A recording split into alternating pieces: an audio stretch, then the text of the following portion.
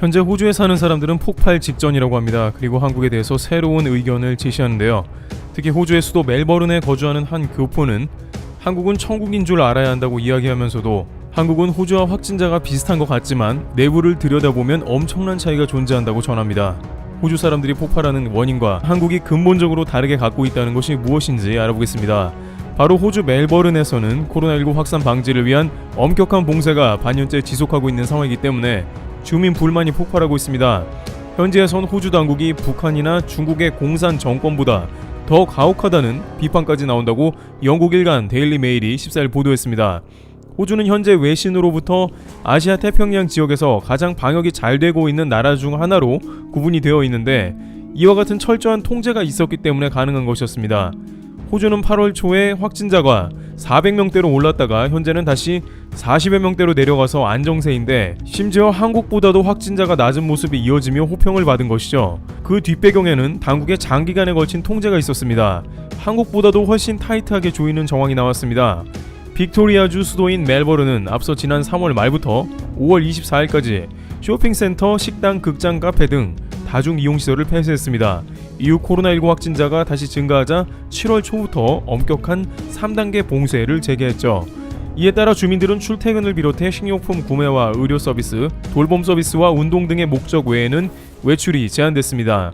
코로나19 확산세가 진정되지 않자 지난달 2일부터는 야간 통행 금지 등을 골자로 하는 더 엄격한 4단계 봉쇄에 돌입했습니다. 주민들은 필수적 업무를 수행하거나 외부 돌봄이 필요하지 않는 한 오후 8시에서 오전 5시에 외부 이동이 금지됐습니다. 한국은 오후 8시 이후에 외부 이동 금지령을 내린 적이 단 한 번도 없는데 호주는 이보다 훨씬 강하게 조인 것이죠. 상황이 이러다 보니 호주에 워킹 홀리데이로 갔던 한국인들은 최악의 상황을 맞이하기도 합니다. 시드니 거주 워홀로 김모 씨는 지난 4월 코로나19로 호주 정부가 셧다운 조치를 시행하는 탓에 여러 서비스 업종이 문을 닫아 워홀로와 유학생들 다수가 일자리를 잃었다. 비행기가 대부분 취소돼 귀국하기가 어려워 수입은 없지만 렌트비, 생활비를 내야 해 어려운 상황이라며 상호회에서 음식을 제공하거나 생필품을 전달하고 현금도 지원해주고 있다고 알려왔습니다. 그 중에 일부는 한국에 간신히 오기도 했지만 비행기 티켓값도 천정부지이고 일부는 호주에 머물러야 하는 상황에 있기 때문에 관련 커뮤니티에서는 한국에 돌아가고 싶어 눈물이 난다는 글도 올라왔습니다. 간신히 호주 한인회에서 딱한 처지의 유학생과 워홀로 등을 도와줘서 근근히 버티는 상황입니다. 한국은 거의 호주보다 자유로운 편이었고 원하면 일도 할 수 있지 않냐는 의견이었습니다. 물론 한국도 2.5단계 격상 등 계속해서 어려움이 있으며 일부 자영업자들은 여전히 고통받고 있습니다만 이와 같이 국민들의 희생과 협조, 사회적 거리두기 준수 그리고 방역당국의 지속적인 노력으로 인해서 상당한 효과를 거두고 있습니다. 일각에서는 국내의 항체 보유율을 보면 그것을 알 수 있다고도 하는데요. 해외 주요 국가들의 항체 보유율을 보면 감염자가 많아 10%가 넘고 있는 모습을 보여주고 있습니다. 그런데 최근 질병본부는 한국의 항체 보유율이 0.07%라고 발표하면서 거의 세계 최저 보유율을 보인 것입니다. 물론 이 수치에 대해서는 다양한 의견이 나옵니다. 집단 면역은 한국에서는 어렵다는 의견도 나오고 대구가 포함되지 않아 부적절하다 혹은 표본 기간이 7, 8월 정도로 집중되어 확진자가 적은 시기였다면서 온전히 신뢰할 수 없다고 하는 것이죠. 그러나 다른 한편 그만큼 확진자를 거의 걸러냈다는 의견도 나옵니다. 일부 언론에서는 차치 못한 환자가 없다고까지 극찬했지만 그 정도는 아니더라도 한국의 동선 추적을 비롯해서 해외 언론에서 극찬했던 테스트가 효과를 거뒀고 그것이 극히 적은 항체 보유율로 나왔다는 것입니다. 그러나 일각에서는 테스트량을 조정하고 있다는 의견도 나오면서 질본이 이상하다고도 말합니다. 가령 주말에는 검사를 제대로 실시 안 해서 확진자 숫자를 줄이고 방역 성과가 있는 것처럼 포장한다는 것이죠. 이것은 마치 일본이 하고 있는 테스트량 줄이기를 한국에서도 하고 있다는 의혹이 생겼다는 것입니다. 그러다 보니 항체 보유율이 0.07%라고 얘기하는 것은 액면 그대로 믿기가 어렵다는 비판도 제기됩니다.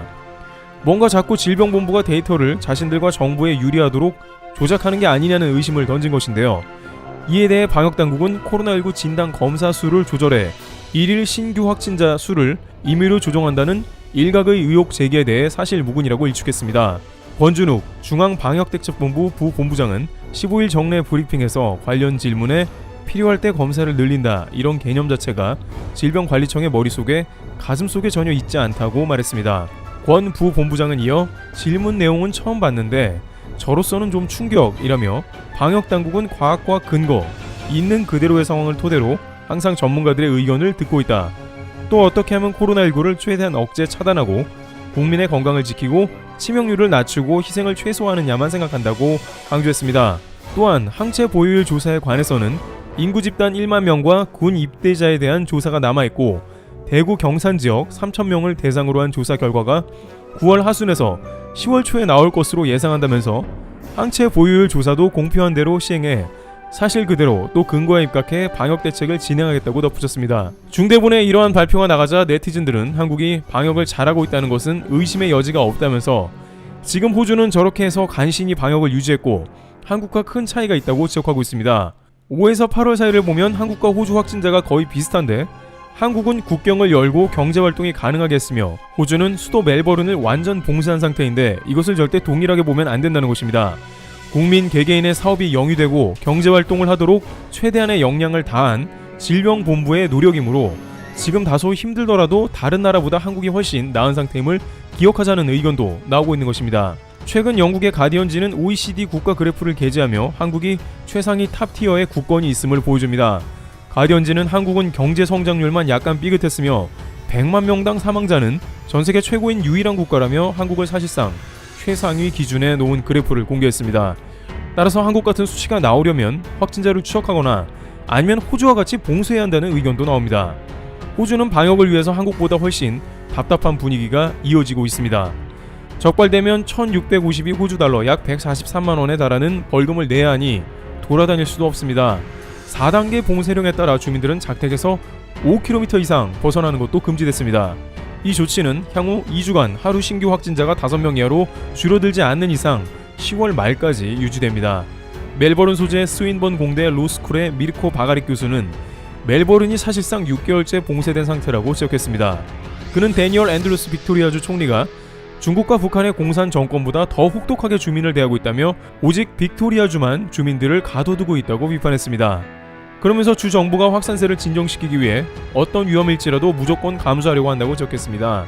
장기간 봉쇄에 지친 시민들은 이제 한계에 다다르며 폭발 직전까지 가서 항의 시위에 나섰습니다. 영국 BBC 방송에 따르면 전날 멜버른 경찰은 자택 격리 지침을 어기고 시위에 나선 주민 70여 명을 체포했습니다.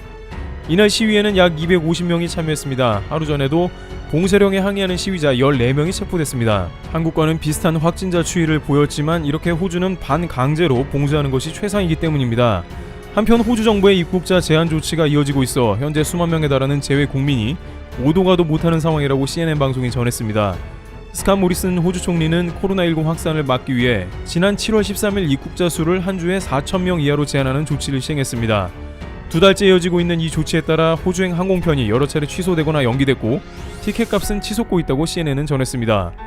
호주 외교통상부는 지난 7월부터 입국을 희망한다고 신청한 재외국민이 2만 5천 명에 이르는 것으로 집계했습니다. 하지만 실제로는 10만 명에 달할 것으로 항공업계는 보고 있습니다. 이와 같이 한국과 호주는 어떤 면에서 아시아태평양 지역에서 비슷하게 방역을 잘하는 국가로 보이지만 호주는 훨씬 많은 희생을 치러야 한국과 비슷하게 간다는 결론에 다다르고 있으며 호주의 수도 멜버른은 무려 6개월 동안 봉쇄되고 10월 말까지도 지켜봐야 한다는 상황입니다. 안 그러면 무너질 수 있다는 판단입니다. 한국이 얼마나 효율적으로 방역을 지속하면서 경제를 이어나가는지 단적으로 보여주는 것입니다. 그러나 앞으로 가을 겨울이 다가오면서 방역이 더욱더 힘든 국면으로 가는 만큼 경제활동을 유지하고 지속하기 위해 최대한 국민들의 협조가 이어져야 할 것으로 보입니다. 트래블튜브 여기서 마치겠습니다.